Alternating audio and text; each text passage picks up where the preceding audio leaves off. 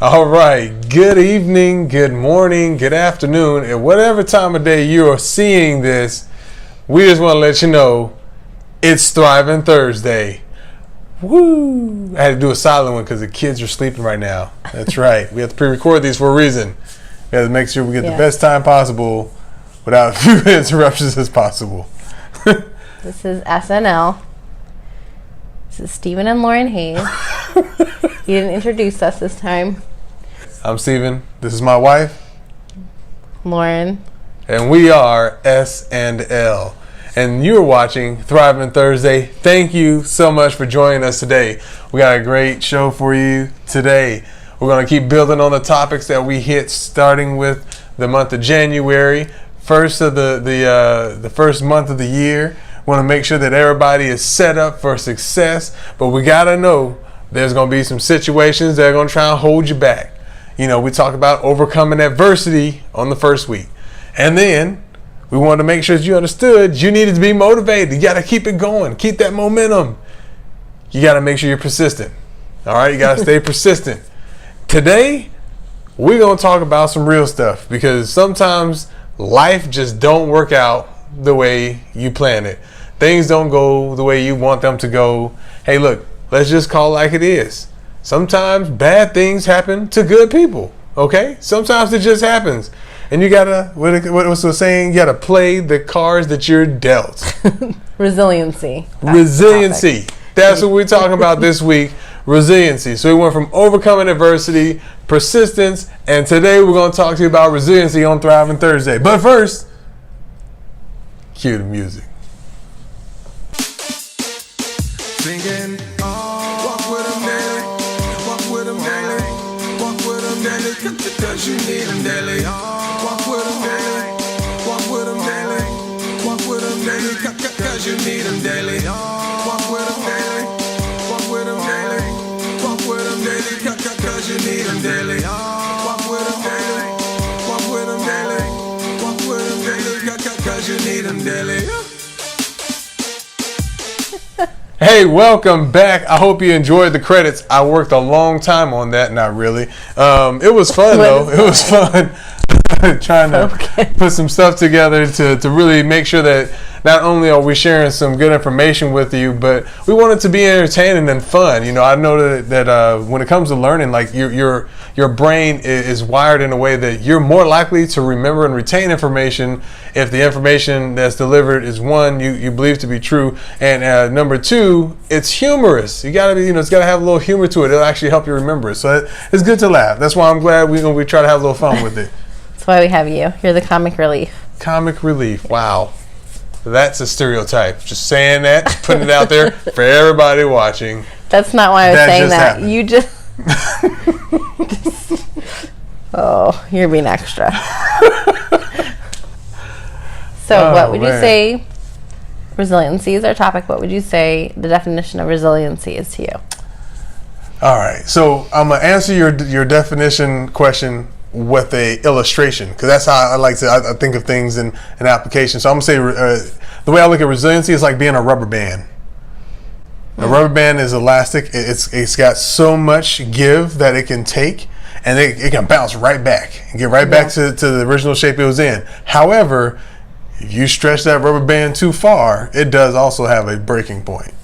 And so I think of resiliency is that same way. It's that ability to take the things that happen to us in life, take the things that happen to us in our relationships, on the job, with our physical bodies, whether you're an athlete or you're serving in our military, taking those things that happen in life and find a way to bounce back from it.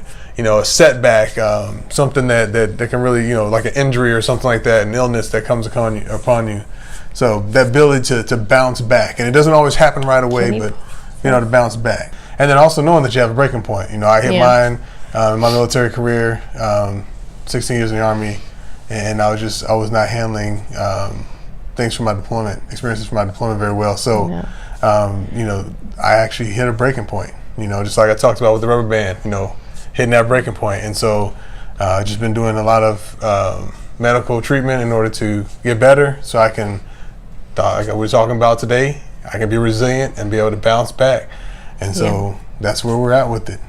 Yeah, in psychology, they actually can tell who's most likely to have like a PTSD just in general, not just with military, but and who's able to fare better by their resiliency. They're able to tell by certain characteristics, like if you're optimistic, if you are flexible, like you're able to adapt and overcome. So those are some things that they teach you in psychology. It's hard sometimes because some of the things just in your personality and you have to really work at them to be resilient. Like when you have a failure, looking at it as a learning opportunity instead of, oh, this is the worst, I just failed. So those are things to help with your resiliency. Awesome. So let me ask you a question. So Lauren, what would you say resiliency means to you? I think resiliency is just bouncing back. It's the ability to get up again. I mean, like with our many health issues, like me having my surgery and my shoulder, I hope that I'm able to be resilient and get back to working out and get on my fitness journey after my physical therapy for my shoulder, which I heard that before I did my surgery and I didn't get it checked out. So, but I think it's just when you just keep going, you have to do it smart, wise, but you just don't stop. Like you don't just give up. You just kind of have that. You have to have that drive and that motivation. Kind of ties in, I guess, to perseverance, to keep going. Is there another story or illustration that you can think of where you've seen resiliency work out for someone or for yourself? Remember when you were in the Army and you're supposed to be promoted, and they messed up your paperwork? Yes, I do remember that. And he had been. He got his rank, but then they messed up the paperwork, and so they said, you had to put back on your specialist rank, and then that was really hard for you, and because. And everybody kept saying, "Hey, weren't you an E5? Did you get promoted? And what then happened? You got busted they down?" They messed up the paperwork, and if you didn't keep on it and keep on going and saying no, that you deserve it, you had to go through all these hoops and stuff, and it took months to get that stuff figured out, and you had to keep doing the same paperwork over and over again. But if you hadn't done that, they wouldn't have cared. They would have said, "Oh, the time has lapsed." I think also our kids, I see that a lot, and I think about. I push them to be that, and I need to remind myself sometimes to be that way. Like when they fall down and we're like, "You're all right, get back up." When they're running, they fall and they get hurt, and I'm like, or when they were riding their bike, remember? They learned how to ride their bikes this year without training wheels.